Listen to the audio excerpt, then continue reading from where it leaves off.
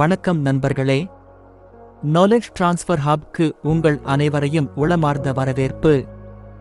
இன்று நாம் பார்ப்பது கார்த்திகை தீபம் ஏன் கொண்டாடப்படுகிறது, அதன் பிறப்பு கதையில் இருக்கும் அதிசய தெய்வீக ரகசியம். ஒரு காலத்தில் லட்சுமி, சரஸ்வதி, பார்வதி தேவி மூவருக்கும் இடையே ஒரு விவாதம் எழுந்தது. யார் பெரியோர், யார் உயர்ந்த தெய்வம் என்னும் கேள்வி உலகமே கலங்கும் அளவுக்கு பெரிதானது. இதை களைந்துவிட சிவபெருமான் ஒரு அற்புதமான வடிவத்தை எடுத்தார்.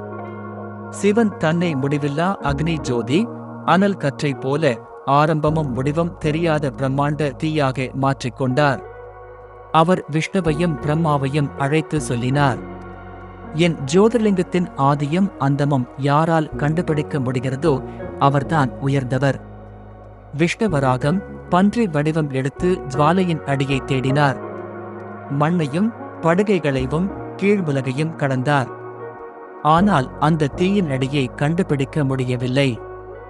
இறுதியில் பணிவுடன் ஒப்புக்கொண்டார், எனக்கு முடியவில்லை என் சிவா.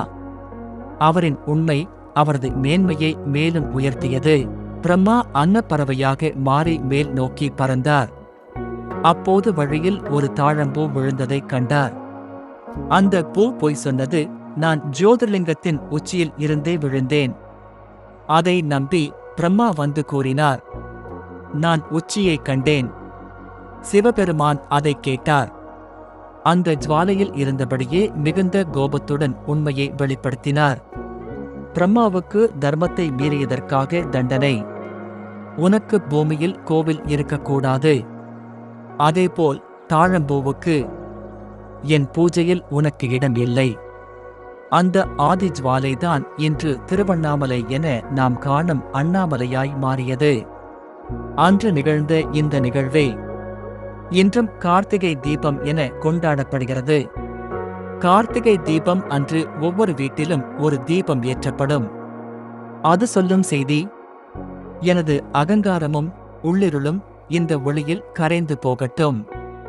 திருவண்ணாமலையின் மகா தீபம் அந்த ஜோதி வடிவத்தின் நித்திய சின்னம்.